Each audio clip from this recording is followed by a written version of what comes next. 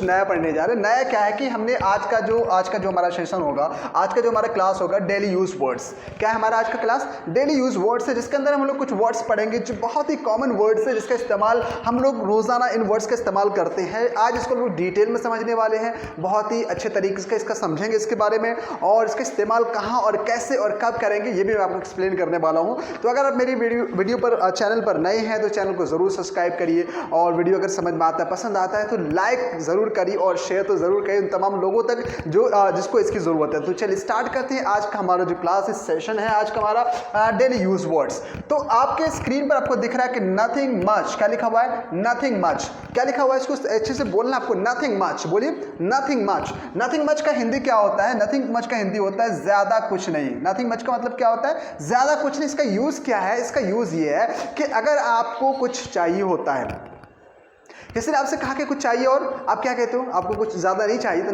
Nothing much. क्या कहोगे आप? Nothing much. नथिंग मच इसका मतलब है ज़्यादा कुछ नहीं, ठीक है ना। अब आगे बढ़ते, नेक्स्ट वर्ड हमारा है एज यू प्लीज। क्या लिखा हुआ है? As you please. As you please, इसको बोलिए as you please. As you please. As you please का मतलब क्या होगा? आप हिंदी में लिखा हुआ आपके सामने दिख रहा है, जैसा आप चाहें। एज यू प्लीज का मतलब क्या होता है? जैसा आप चाहें। आपने एक वर्ड सुना, एक सेंटेंस सुना, as you wish. As you wish, तो इसी तरह हम यहाँ पर कह सकते हैं एज यू प्लीज, एक नए अंदाज में कह सकते हैं। इसका मतलब हुआ जैसा आप चाहें, यानी जैसी आपकी इच्छा हो, जैसी आपकी मर्जी हो, जैसे आपकी ख्वाहिश हो, तो इसको हम लोग क्या कहेंगे? As you please. क्या बोलेंगे? As you please. चलिए आगे बढ़ते, नेक्स्ट वर्ड हमारा है not a bit. Not a bit, BIT bit. Not a bit का मतलब होता है थोड़ा सा भी नहीं। क्या है? थोड़ा सा भी नहीं। किसी ने कहा और कुछ चाहिए, आप कह सकते हो नथिंग मच। क्या कहते हो? Nothing much. ये आप कह सकते हो, यानी यहाँ पर नथिंग मच, ज़्यादा कुछ नहीं, थोड़ा, मतलब इसका मतलब है आपको कुछ चाहिए होता है। लेकिन अब यहाँ पर हम इस्तेमाल करेंगे कि नॉट अ बिट। बिट मतलब होता है बहुत कम, थोड़ा मिकदार, जो उसको हम लोग कहते हैं बिट कहते हैं। नॉट अ बिट का मतलब होगा थोड़ा सा भी नहीं, मतलब इतना सा भी नहीं, तो उसको हम लोग क्या बोलेंगे? Not a bit. क्या बोलेंगे? Not a bit. यानी आपको कोई चीज़ लेना होता है या कोई चीज़ नहीं देना होता है, तब भी आप इस्तेमाल कर सकते हैं नॉट अ बिट। क्या कहोगे? Not a bit. चलिए आगे बढ़ते, नेक्स्ट वर्ड हमारा है डजंट मैटर। Doesn't matter. क्या बोलेंगे इसको? Doesn't matter. अब इसकी हिंदी समझ लीजिए, डजंट मैटर का हिंदी क्या होता है? कोई बात नहीं। डजंट मैटर का हिंदी क्या होता है? कोई बात नहीं। अब इसका इस्तेमाल कब करेंगे? अब इसका इस्तेमाल करेंगे जब कुछ मामला हो जाता है, या आपको चोट लग गई मुझसे, यानी आपको चोट लग गई, या कोई ऐसे बात हो गया, आपसे कुछ नुकसान हो गया, कुछ हो गया, तो आप कहोगे डजंट मैटर, कोई बात नहीं, यानी थोड़ा सा, मतलब कहते हैं सॉरी आपको लग गई है, तो हम लोग क्या कहते हैं? Okay doesn't matter. क्या कहते हैं? डजंट मैटर, कोई बात नहीं, चलो कोई मसला नहीं है। चलिए आगे बढ़ते, नेक्स्ट वर्ड हमारा है टाइम एंड अगेन। क्या लिखा हुआ है? Time and again. Time and again का मतलब क्या होता है? टाइम एंड अगेन का मतलब होता है बार बार। क्या होता है?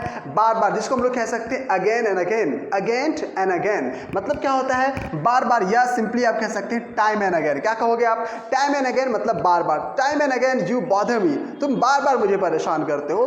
टाइम एंड अगेन क्या कहेंगे इसको? बार बार को टाइम एंड अगेन, यानी बार बार, दोबारा ना, दो बार। आगे नेक्स्ट वर्ड हमारा है कि eight intervals. Intervals, eight intervals. Eight intervals. Intervals का मतलब क्या होता है? अब चलो देखते हैं, देखिए बीच में, एट इंटरवल्स, बीच में। आई थिंक आप लोग मूवीज वगैरह देखते होंगे तो उसके अंदर में आता है इंटरवल्स, आता है ना। या इंटरवल्स मतलब क्या होता है? मतलब कि एक बीच का जो टाइम होता है मूवीज का, उसको हम लोग क्या कहते हैं? वहाँ पे इंटरवल्स लिया जाता है, तो वहीं पर हम एट इंटरवल्स यानी बीच में। चलिए आगे बढ़ते, नेक्स्ट वर्ड हमारा है speak frankly. Frankly, Frank. Frank का मतलब होता है खुलकर बोलना, अच्छे से बोलना, एकदम कि फ्रैंकली बात करो, फ्रैंकली बोलो। तो फ्रैंकली का मतलब जो है स्पीक फ्रैंकली, इसका मतलब है खुलकर बोलो, यानी जो बात आप कहना चाहते हो या जो कुछ आप बोलना चाहते हो, एक दोस्त की तरह ट्रीट करो, एक अच्छे एक अपना समझकर बोलो, तो इसको हम लोग कहते हैं स्पीक फ्रैंकली। क्या कहते हैं? खुलकर बोलो, खुलकर बोलो, यानी स्पीक फ्रैंकली। चलिए आगे बढ़ते, नेक्स्ट वर्ड हमारा है हैव योर से। हैव योर से। योर से यानी बात, से का मतलब होता है कहना, से का मतलब क्या होता है? कहना होता है। तो हैव योर से का मतलब होगा अपनी बात रखो। हैव योर से का मतलब क्या होगा? अपनी बात रखो, यानी जो भी आप कहना चाहते हो, जो बात आप बताना चाहते हो, सो कहते हैं इंग्लिश में हैव योर से। हैव योर से यानी अपनी बात कहो, अपनी बात रखो। हैव योर से, अपनी बात रखो। चलिए आगे बढ़ते, नेक्स्ट वर्ड हमारा है अ लिटल, लिटल LITTLE, इसका प्रोनाउंसिएशन होगा अ लिटल, लिटल, लिटल, ठीक है ना। इसको लिटिल भी नहीं कहेंगे, लिटिल भी नहीं कहेंगे, इसको बोलेंगे अ लिटल। क्या बोलेंगे? अ लिटल का मतलब होता है थोड़ा सा। क्या होता है? थोड़ा सा, अ लिटल। ऊपर क्या था? बिट। क्या था? नॉट अ बिट, थोड़ा सा भी नहीं, बट यहाँ पर है थोड़ा सा, अ लिटल। क्या कह सकते हैं? अ लिटल कह सकते हैं। या जैसे अब यहाँ पर बिट है ना, तो हम कह सकते हैं अ बिट। क्या बोलेंगे? अ बिट यानी थोड़ा सा। चलिए आगे बढ़ते, नेक्स्ट वर्ड हमारा है दैट्स वाई। क्या लिखा हुआ? THATS, that's, WHY, that's why का मतलब होता है इसीलिए। इसीलिए मैं कहता था ना, that's why I was saying, that's why I was calling you, इसीलिए मैं आपको बुला रहा था, ठीक है ना। तो दैट्स वाई का इस्तेमाल हम करते हैं इसीलिए, इसीलिए मैंने कहा कि मत जाओ, इसीलिए मैं रोक रहा था, दैट्स वाई। तो दैट्स वाई का इस्तेमाल हम लोग बहुत ज़्यादा करते हैं, तो इसको हम लोग कहते हैं दैट्स वाई यानी इसीलिए। आगे बढ़ते हैं, there and then, there and then, there and then का मतलब होता है तभी का तभी, तभी का तभी देखेंगे, there and then, there and then का मतलब हो जाएगा तभी का तभी, देयर एंड देन का मतलब होगा तभी का तभी। चलिए यहाँ तक समझ में आ गया आपको। आगे बढ़ते हैं, नेक्स्ट वर्ड हमारा होगा bit by bit. Bit by bit का मतलब होगा थोड़ा थोड़ा करके, बिट बाय बिट का मतलब क्या होगा? थोड़ा थोड़ा करके। चलिए आगे देखते हैं, from time to time. Next word हमारा क्या है? From time to time. From time to time का मतलब क्या होगा? समय समय पर। क्या होगा? फ्रॉम टाइम टू टाइम का हिंदी क्या होगा? समय समय पर। समय समय पर मतलब क्या होगा? From time to time. From time to time यानी समय समय पर। समय समय पर मैं आपसे मिलता रहूंगा, वहां पर आप इस्तेमाल कर सकते हैं। आगे नेक्स्ट वर्ड है forget about it.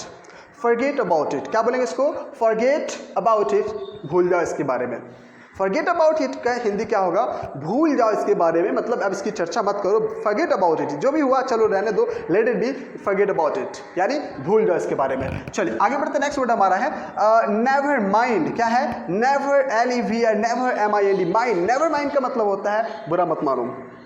Never mind, please never mind, बुरा मत मानो। जब हम कब इस्तेमाल करते हैं? जब हम किसी को कुछ कहना चाहते हैं, कुछ बताना चाहते हैं, बट मुझे लगता है कि उसको बुरा लग सकता है, तो हम क्या कहेंगे? Never mind please. क्या बोलेंगे? नेवर माइंड प्लीज़ यानी बुरा मत मानना। चलिए आगे आगे बढ़ते नेक्स्ट सेंटेंस हमारा है all right. All, ALL, all right, right, right, all right, इसका मतलब होगा ठीक है, ऑल राइट।